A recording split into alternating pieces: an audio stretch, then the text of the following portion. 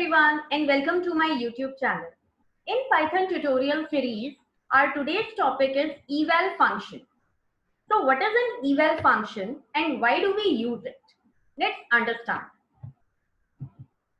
It is used to evaluate the value of a string and returns a numeric result either in integer or in float.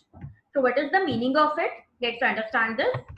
That we know that input function always accepts a value in the form of a string. So we have learned in our previous session that if I want to accept an integer value, I can use int function along with input function. If I want to accept float value, then I can use float function along with my input function. That means typecasting functions, built-in functions I can use for the same. So here typecasting is not required. Eval function evaluates everything itself. That means if I want integer value, then also my eval function can do it. If I want to convert my string into float, then also eval function will do it. So we can say that this is the replacement for typecasting function. At the time of accepting the input from the user, we can use it like price is equal to eval, and inside my eval function I have taken input statement along with one description that enter the price. Okay, so once this statement will be used at the runtime, then it will ask enter the price, and whatever the number we are going to enter, let's say 10 or 10.5 or 100.5, so that value will be converted into float number automatically.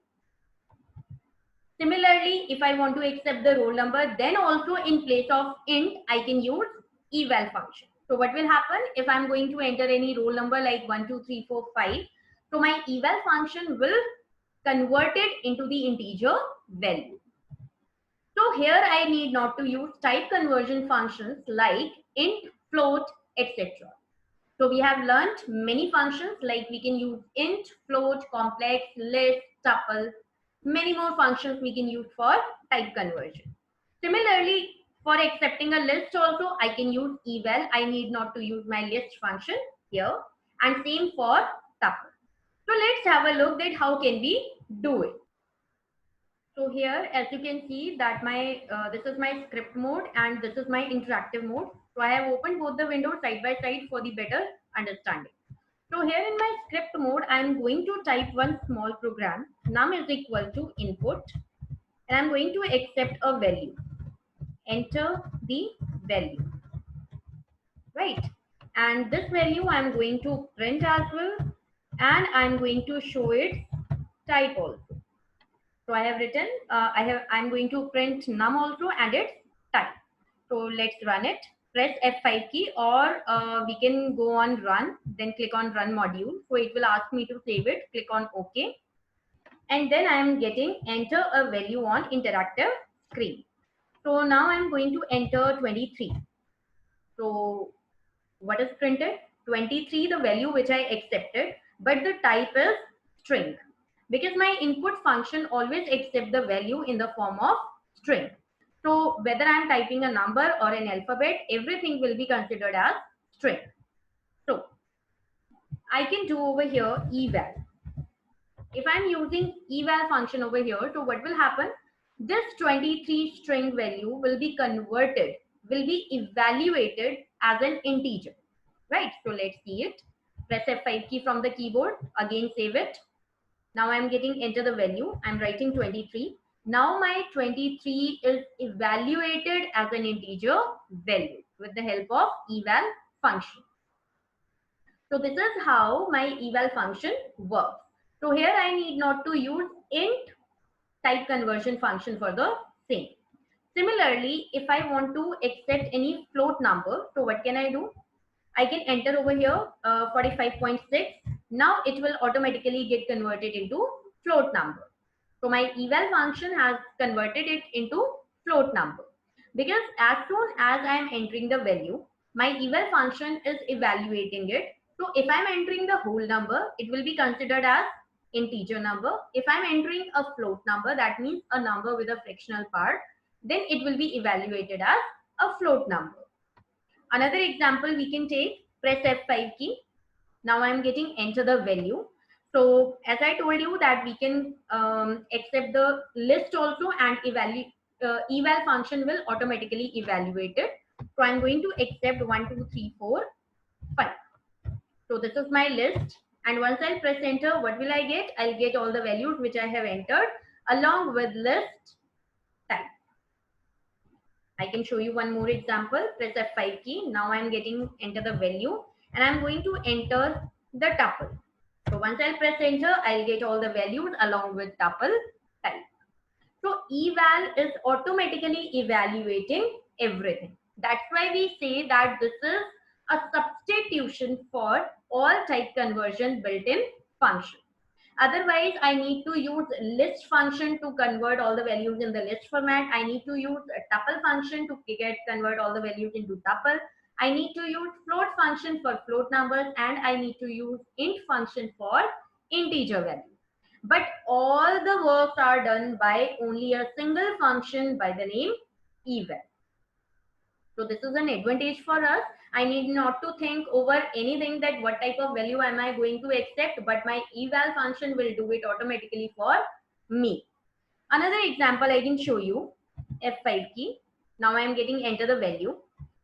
Tuple, as we have seen that many values are there and they all are separated with commas, right? But if I write only one value inside my round brackets, that will not be counted as a tuple. It will be considered as integer value because there is only one value inside my round bracket. But yes, press F5 key again. If I say 4 comma, now if I press enter, then this value will be counted as a tuple because now my value 4 is separated with comma. That means that there can be more values along with 4 inside my round bracket. So now it will be counted as a tuple. I can show you more example that I have shown you the examples of my input, that how can we accept the input at the runtime. But simply also we can use our eval function. How? Let me show you. Let's say I am writing eval of 34.9, right? So this 34.9 is written in double quotes. That means I have written my what type of value? String type of value. But once I'll press enter, it will return me a float number, right? Similarly, if I say I'm writing 29, so this is my integer number, it will return me integer value as 29. Let's say I'm writing eval of, I'm going to type any expression like 2 integer division by 3 multiply by 5, then power of 5, then we can say plus 8. So multiple operators I have used in my expression. So what will happen? It is going to give me 8 because the result of this whole expression is an integer value. So complete expression is evaluated automatically and the result is displayed. Similarly, I can take one more example. I can take this as 46 multiplied by 7. Now float division by 3 and plus 90.